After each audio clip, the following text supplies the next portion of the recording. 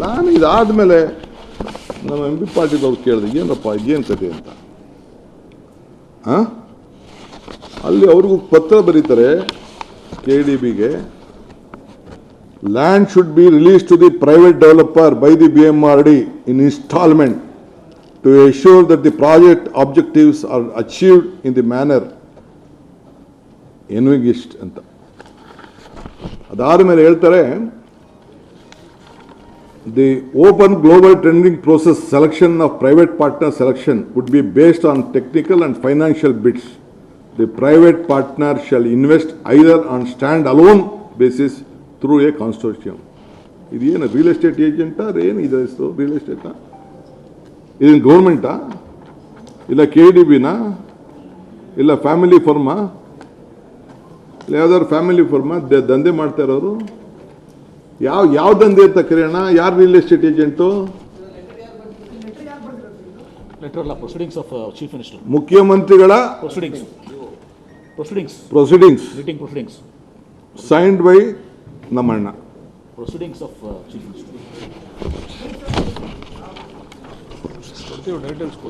ಎಲ್ಲ ಕೊಡ್ತೀವಿ ಬಿಡಪ್ಪ, ಡೇಟ್ ಎಲ್ಲ ಏನು ಬೇಕು ಡೇಟ್ ಹೇಳಿದ್ದೇನೆ. 23/9/2006.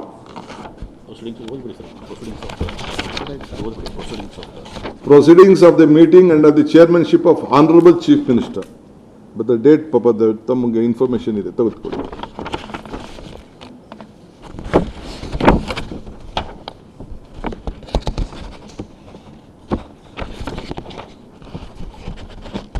ಅದಾದಮೇಲೆ 2019 ಆದಮೇಲೆ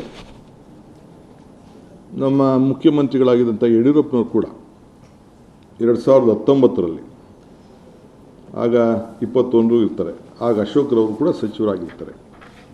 ರಾಜ್ಯಕ್ಕೆ ಹೊಸ ಬಂಡವಾಳ ಬೆಂಗಳೂರಿಗೆ ಸಮೀಪದಲ್ಲಿ ಹೂಡಿಕೆಯಾಗುವ ಸಾಧ್ಯತೆ ಇರುವುದರಿಂದ ಕೈಗಾರಿಕೆಗಳು, ವಸತಿಗಳು ಮತ್ತು ವಾಣಿಜ್ಯಗಳಿಗಾಗಿ ಹಲವಾರು ಇಂಟಿಗ್ರೇಟೆಡ್ ಟೌನ್ಶಿಪ್ಗಳ ಅವಶ್ಯಕತೆ ಇರುತ್ತದೆ.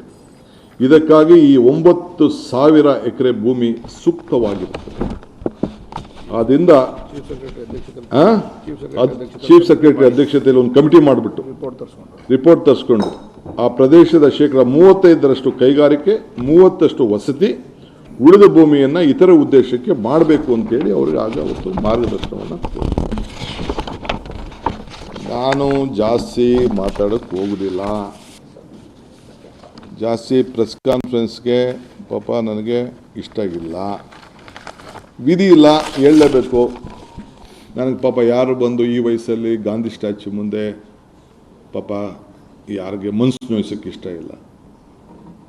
ಯಾವ ನನ್ನ ತಾಯಿ ಪೊರಕೆಗೇಟು ನಮ್ಮ ಅಧಿಕಾರಿಗಳು ಹೊಡೆಯೋ ಅವಶ್ಯಕತೆ ಇಲ್ಲ.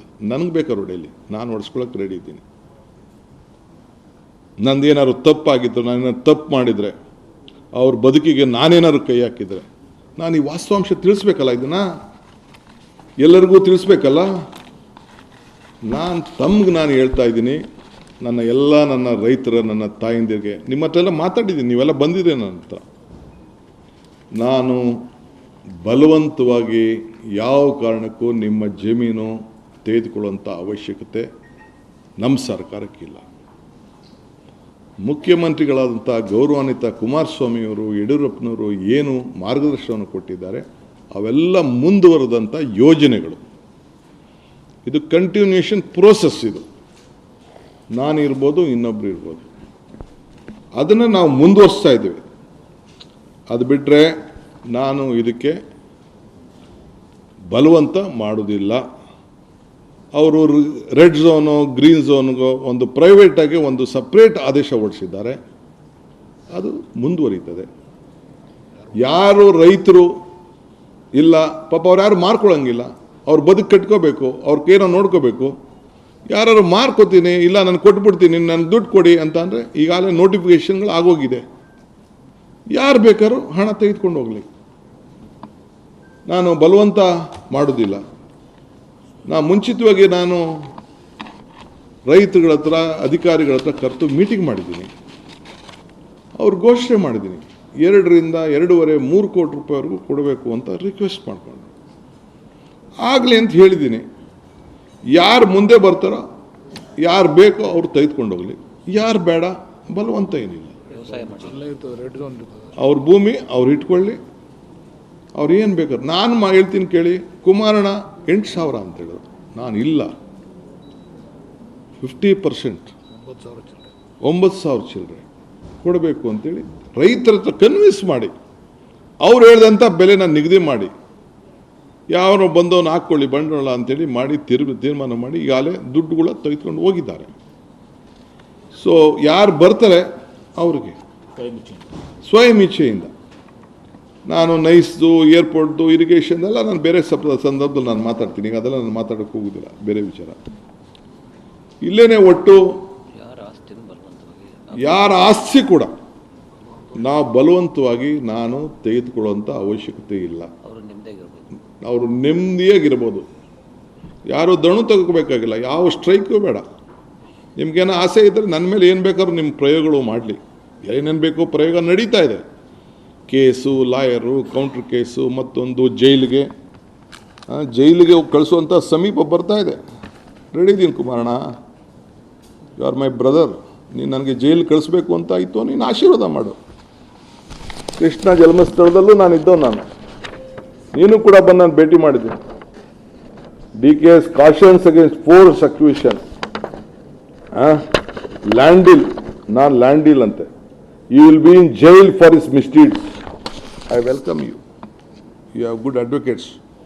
ನಿಮ್ಮದು, ನಿಮ್ಮ ದೊಡ್ಡ ಕಮ್ಮಣ್ಣ, ಇನ್ನೊಬ್ಬ ದೊಡ್ಡಣ್ಣ ಎಲ್ಲ ನನಗೆ ಅರ್ಥ ಇದೆ, ನನಗೆಲ್ಲ ಪಾಪ ಗೊತ್ತಿದೆ. ನಿಮ್ಮ ಪ್ರಯತ್ನ, ನಿಮ್ಮ ಹೋರಾಟ, ನಿಮ್ಮ ಶ್ರಮ ಏನು, ಬೇರೆ ಬೇರೆ ನಾಯಕರುಗಳು ಯಾರು ಬೆಳಿಬಾರ್ದು ಅಂತ ಹೇಳಿ ನಿಮ್ದು ಏನು ಇದೆಯಲ್ಲ ಎಲ್ಲ ನನಗೆ ಅರಿವಿದೆ. ಆದರೆ ನಿಮ್ಮ ಹಿರಿತನಕ್ಕೆ ನಾನು ನಿಮ್ಮ ನಮಸ್ಕಾರ ಹೇಳಬೇಕಾದ ನನ್ನ ಧರ್ಮ. ಸೊ ಅದನ್ನು ನಾನು ಗೌರವವನ್ನು ಕೊಡೋದನ್ನ ನೀವು ಸ್ವೀಕಾರ ಮಾಡೋಕ್ಕಾಗಲಿಲ್ಲ ಅಂದರೆ ಅದು ನಿಮ್ಮ ಪಾಡು, ನಿಮ್ಮ ಬಿಟ್ಟಿದ್ದು. ಆದರೆ ನಾನು ಯಾರಿಗೂ ಕೂಡ ಕೆಟ್ಟದನ್ನು ಬಯಸೋನಲ್ಲ, ನಿಮಗೂ ಕೂಡ ಕೆಟ್ಟದನ್ನು ಬಯಸುವುದಿಲ್ಲ. ನನಗೇನು ನೀವು ಜೈಲಿಗೆ ಕಳಿಸ್ಬೇಕು ಅಂತ ತಾವು ಸಂಕಲ್ಪ ಮಾಡಿದ್ದೀರಿ, ಬೇಕಾದ್ರೆ ಮುಂದುವರಿರಿ.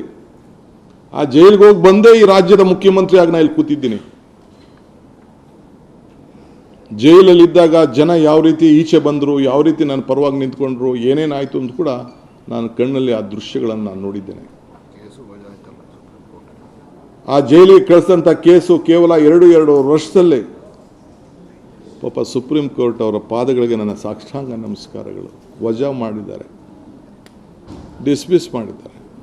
ಇರಲಿ, ನೋವು ಅನುಭವಿಸೋ ನಾನು ಆ ಕೋಣೆಯಲ್ಲಿ ಏನು ಅನುಭವಿಸಿದೆ, ನನ್ನ ಕುಟುಂಬ ಅನುಭವಿಸ್ತು. ನನಗೋಸ್ಕರ ನನ್ನ ತಾಯಂದಿರು, ಇಡೀ ರಾಜ್ಯದ ನನ್ನ ತಾಯಂದಿರು, ಯುವಕರು, ಹಿರಿಯರು ಕಣ್ಣಲ್ಲಿ ನೀರು ಹಾಕಿ ಪ್ರಾರ್ಥನೆ ಮಾಡಿ ನನ್ನನ್ನು ಜೈಲಿಂದ ಕರ್ಕೊಂಡು ಇವತ್ತು ಈ ಸ್ಥಾನದಲ್ಲಿ.